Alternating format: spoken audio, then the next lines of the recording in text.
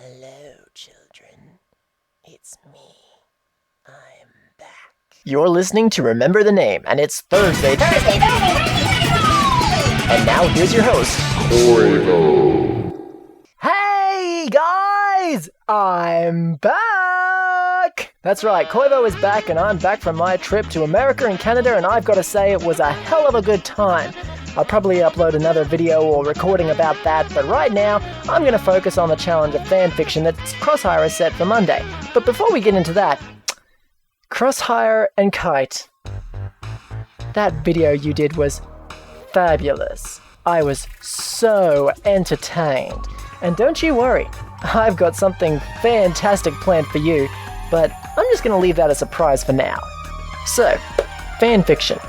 I haven't been reading any fanfiction. In fact, I haven't read fanfiction in a long time, and I didn't really feel like going searching for it because often when you search for some fanfiction, you kind of find some things you don't want to. So, instead, what I've chosen to do is read some fanfiction that I myself wrote a few years ago.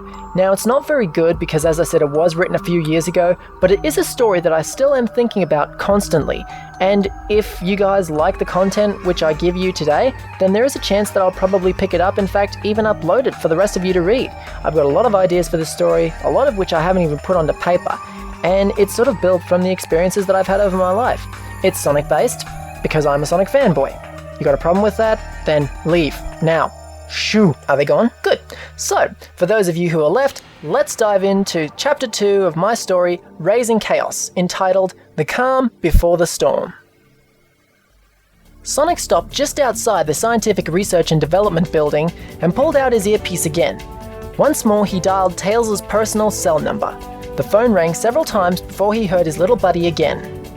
Hello? Professor Prower here. How may I help you? He said, sounding proud. Sonic just chuckled, but then sighed. He really didn't want to tell them the bad news. Hey, little buddy, contact Nux and get him to meet the two of us at the SR&D building. We need to talk. It was nearly an hour later when the three friends exited the building. Sonic watched as Knuckles and Tails reacted exactly as he expected. Disappointment from his little buddy and blinding rage from Knuckles. Okay, now, before we continue, I do want to point out that there is language in this story. It's an adult story written for adults by a kid. I know that doesn't make sense, but whatever.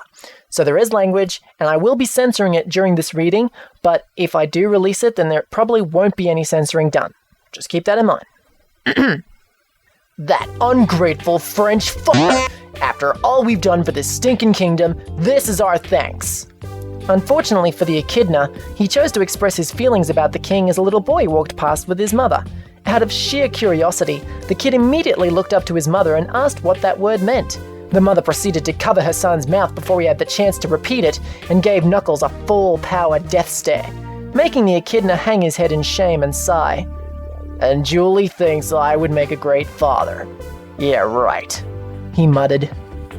Sonic and Tails chuckled to each other until they were painfully reminded about why Knuckles was enraged in the first place. Tails tried to change the subject. So, now what? He asked. Sonic just looked at the order given to him. Well, according to this, even with the plans, it'll take Rotor and the Doctor at least a month to build the roboticizer and calibrate it. Knuckles just smiled. Well, vacation time then, he said with a smirk. Sonic smiled as well. Knuckles was right. This was a chance for them to relax, and what better way than to catch up on current events over lunch? Let's go eat at Chuck's, I'm starving. His friends nodded. The hedgehog took them by the hand and he raced off down the road. They sat in their favorite booth and made their order. They all tried to start the conversation, but Sonic got in with a question he'd been dying to ask all day. So Tails, what was with the chick? Knuckles just stared in shock. Wait, Tails had a girl? It's the apocalypse! They both cracked up laughing, while Tails sat there steamed. Oh, come on, you guys! I'm nearly 25! Why is it so inconceivable? Sonic wiped a tear from his eyes. It's not that. It's just your Mr. Science consumes my life. How did you find time to date a girl? And who is she? Knuckles looked at the fox and grinned. Yeah, and don't spare the details, prude boy. Tails sighed, realizing he couldn't ignore the question any longer. Well, if you must know, it was Barbara Koala and Tails was interrupted by the sound of his friend's jaws hitting the table. "What?" asked the fox, confused. "You mean the Minister of Down Under?" stammered Sonic. Knuckles mimicked bowing with his arms. "Dude, if I was single, I would worship you now.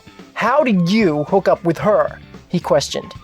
Tails kind of realized that Sonic and Knuckles were impressed, so he decided to ham it up. "Well, what can I say, fellas? I was there overseeing the satellite launch. She remembered me and had this huge schoolgirl crush on me. And then we went back to her private residence and partied till dawn." The fox lapped up the praise and puffed out his chest. Of course, it wasn't quite like that. More like he was the one with a crush, and managed to look cute while stuttering through his entire explanation of the satellite's purpose. He looked over to Sonic and Knuckles. It was time for one of them to be in the spotlight, and he picked the easiest target. "So, Knuckles, you and Julie planning to settle down and raise a baby, huh?" Knuckles stopped and looked around nervously. "Well, we've talked about it, but the idea of a kid scares the crap out of me even more than her twisted sister." Sonic just laughed and slammed the echidna on the back. "Aw, cheer up, you two. Stand up and be men around your women, instead of the insecure mice sitting in front of me." At this point, Sonic's foot was jammed in the back of his throat as Tails and Knuckles ganged up on him. "You're one to talk. You haven't had a girl in years," said the echidna, jabbing his glove at Sonic's snout. The hedgehog looked away to avoid further conversation, but came face to face with his fox buddy, who was getting revenge on his good friend. "Yeah, seriously, Sonic, when are you and Amy going to get down and get it on?" Although on the fox's side, Knuckles had to save the guy from drowning. "Tails, I think we might have to have a little chat later about your choice of words." The fox just sat down and crossed his arms.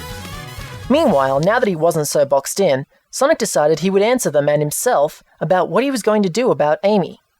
"Well, she's a big-time actress now. She used to follow me everywhere, and it would be hard to be somewhere she wasn't, but now I hardly ever see her. Besides, with that stupid show of hers, she hardly has any time for anyone else. Some days I'll look behind me expecting her to launch herself at me, but she's not there." Sonic sighed and twirled the menu on the table. Tails and Knuckles looked at each other. The fun was all gone and now they felt guilty. It was no secret that Sonic and Amy had always had it rough, with her constantly fighting over her hero with Sally and his job at the palace. Fortunately, Tails, being the friend that he was, offered Sonic the chance of a lifetime. "Well, the final episode airs tonight, and they won't resume filming for 3 months, said the fox. He suddenly felt his shoulders being pushed hard, as Sonic was now staring him in the face. "Are you serious?" he asked excitedly. Knuckles barely managed to drag him off the poor fox who he was crushing. "Yes, I am," croaked Tails through limited breaths. Finally, Sonic calmed down and drifted off into daydreams. Knuckles decided to put in his own word. "Why don't you give her a call?" Sonic looked at him and then began thinking. "Sure, why not? We could have all sorts of fun and... Oh, who am I kidding?" Sonic sighed and slouched in his chair. "Sorry, guys. I'm not sure how she feels after our last date." The last time he and Amy got together, it didn't end on a happy note. They had tried dating for several months after the princess was married, but between Sonic's hectic schedule and his lack of enthusiasm, Amy began to get annoyed. It reached the breaking point when Sonic accidentally called her Sally while making love, leaving Amy with a broken heart, and Sonic in intensive care for several weeks with massive concussions from an oversized hammer. It was years ago, but he didn't think she would forget so easily. "Maybe another time," he said to his friends as their meals arrived. The others just shrugged their shoulders, and they all began enjoying their lunch. And that's it. That's my little dabble as a writer. If you like what you hear, then let me know, and there's a chance I'll probably continue the story, and then I'll upload it so you can read the whole thing, or at least what I've written so far. But I've run out of time, so it's time for me to end this. So this has been Remember the Name, this is Thursday, and I'm Koivo. Oh, and Crosshair, Kite, I'm coming for you.